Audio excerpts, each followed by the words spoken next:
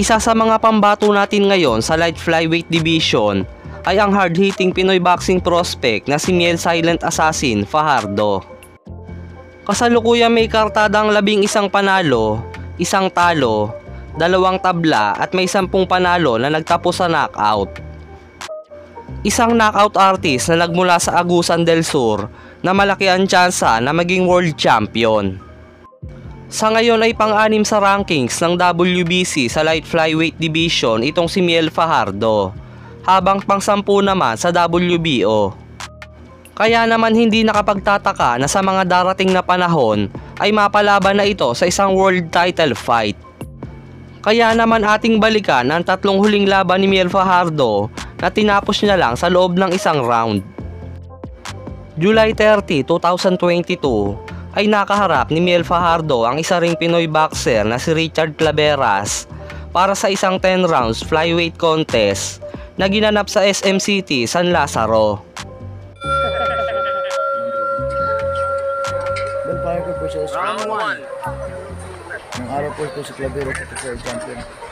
Magaling na boxer ng araw po.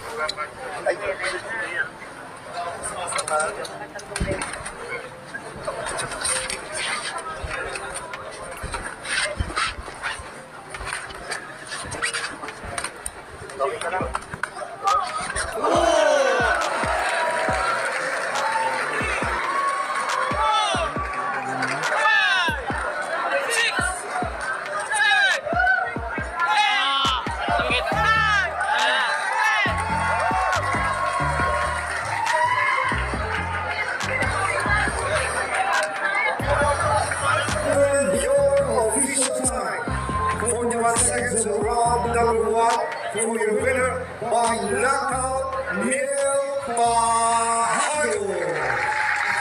December 28, 2022 naman ay dumayo sa Thailand si Miel Fajardo upang sagupain ang Thai boxer na si Sarawut Jamtong. Dito ay naitala ni Fajardo ang boxing record na fastest knockout matapos niyang talunin si Sarawut Jamtong sa loob lamang ng 7 segundo.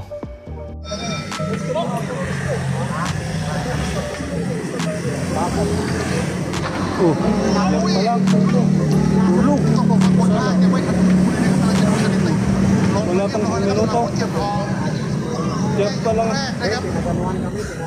Tapos na agad? Tapos na. Tagal at 3D. Sa ground lang pala. Job lang. August 15, 2023 ay balik Pilipinas si Miel Fajardo kung saan itinapat sa kanya ang isa ring Pinoy boxing prospect na si John Paul Gabonilas o mas kilala rin bilang Angas ng Cebu, kung saan pinaglabanan nila ang bakanting OPBF light flyweight title.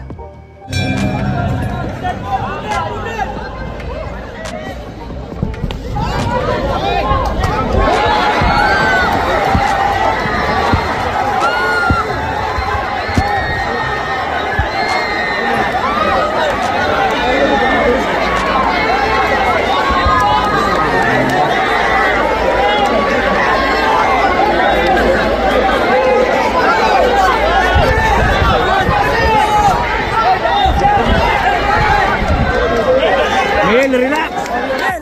Drop.